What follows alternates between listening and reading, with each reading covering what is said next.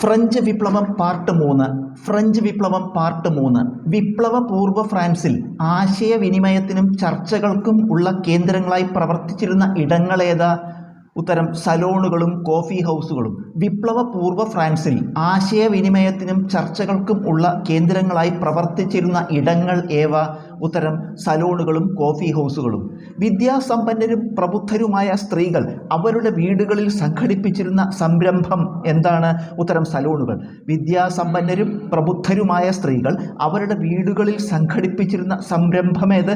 ഉത്തരം സലോണുകൾ. സാധാരണ പൗരന്മാർ, പത്രപ്രവർത്തകർ തുടങ്ങിയവർ സ്ഥിരമായി ചർച്ചകൾ നടത്തിയ ജനപ്രിയ കേന്ദ്രങ്ങൾ ഏവ? ഉത്തരം കോഫി ഹൗസുകൾ.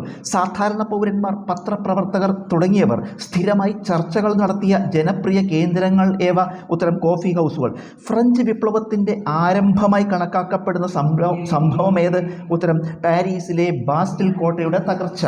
ഫ്രഞ്ച് വിപ്ലവത്തിൻ്റെ ആരംഭമായി കണക്കാക്കപ്പെടുന്ന സംഭവം ഏത്? ഉത്തരം പാരീസിലെ ബാസ്റ്റിൽ കോട്ടയുടെ തകർച്ച.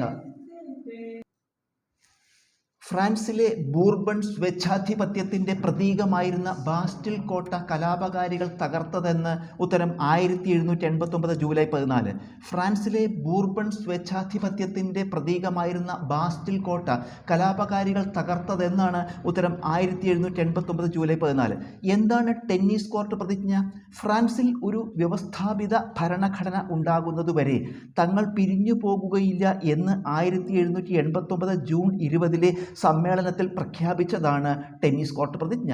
എന്താണ് ടെന്നീസ് കോർട്ട് പ്രതിജ്ഞ? ഫ്രാൻസിൽ ഒരു വ്യവസ്ഥാപിത ഭരണഘടന ഉണ്ടാകുന്നതുവരെ തങ്ങൾ പിരിഞ്ഞു പോകുകയില്ല എന്ന് 1789 ജൂൺ 20 സമ്മേളനത്തിൽ പ്രഖ്യാപിച്ചതാണ് ടെന്നീസ് കോർട്ട് പ്രതിജ്ഞ. ഫ്രാൻസിലെ വിപ്ലവകാലത്ത് സ്ത്രീകളുടെ അവകാശങ്ങൾക്കായി വാദിച്ച പ്രശസ്ത നാടകകൃത്തും പൊതുപ്രവർത്തകയുമായ വനിതയാര്? ഉത്തരം ഒളിംപ് ഡി ഗൂഷ്. ഫ്രാൻസിലെ വിപ്ലവകാലത്ത് സ്ത്രീകളുടെ അവകാശങ്ങൾക്കായി വാദിച്ച പ്രശസ്ത നാടകകൃത്തും പൊതുപ്രവർത്തകയുമായ വനിതയാര്? ഉത്തരം ഒളിംപ് ഡി ഗൂഷ്. ഫ്രഞ്ച് വിപ്ലവകാലത്ത് സ്ത്രീ സമത്വത്തിനായി വാദിച്ച പ്രമുഖ വനിതയാര്? ഉത്തരം മാഡം ഴാങ് റോളണ്ട്. ഫ്രഞ്ച് വിപ്ലവകാലത്ത് സ്ത്രീ സമത്വത്തിനായി വാദിച്ച പ്രമുഖ വനിതയാര്? ഉത്തരം മാഡം ഴാങ് റോളണ്ട്.